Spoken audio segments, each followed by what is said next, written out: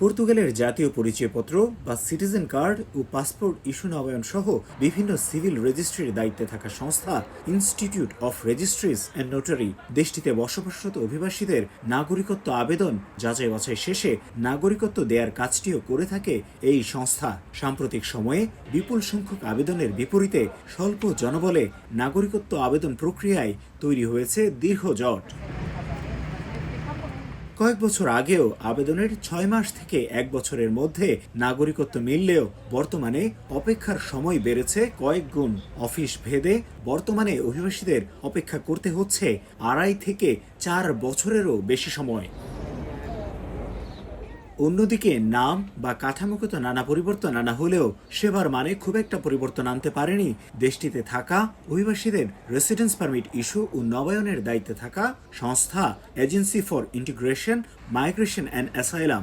সব শর্ত পূরণের পরও রেসিডেন্স পারমিট ইস্যু ও নবায়নে দীর্ঘসূত্রিতা আর ভোগান্তির শেষ নেই অভিবাসীদের। আইন মেনে বসবাস ও জাতীয় অর্থনীতিতে গুরুত্বপূর্ণ ভূমিকা রাখার পরও নাগরিকত্ব পেতে ভোগান্তি ও দীর্ঘসূত্রিতায় চরম হতাশ অভিবাসীরা। দীর্ঘ সময় এখানে নিয়ম মেনে বসবাস করার পরেও পাসপোর্ট অ্যাপ্লাই করলে দেখা গিয়েছে যে 3 বছর 4 বছর অপেক্ষা করতে হচ্ছে। শুধু তাই না, এখনকার সময়ে আমরা দেখতেছি যে রেসিডেন্স পারমিট, যেটা টেম্পোরারি রেসিডেন্স পারমিট, এটার জন্য যেভাবেই অ্যাপ্লাই করুক না কেন, সরাসরি গিয়ে অথবা অনলাইনে, সব জায়গায় দেখা যাচ্ছে যে একটা লম্বা সময় নিচ্ছে। আমরা আশা করব সরকার আমাদের এই দিকগুলো খুব ডিলে করবে না, যতটুকু সম্ভব তাড়াতাড়ি আমাদেরকে প্রবলেমগুলো সলভ করবে।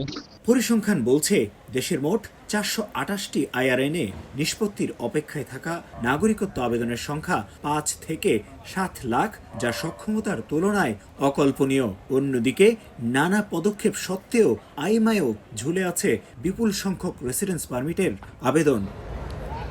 নাগরিকত্ব আবেদন গৃহীত হতে বা রেসিডেন্স পারমিট পেতে অভিবাসীদের চরম ভোগান্তি ও দীর্ঘসূত্রিতার কারণ হিসেবে সরকারের সদিচ্ছাকে দায়ী করছেন অভিবাসন সংশ্লিষ্টরা।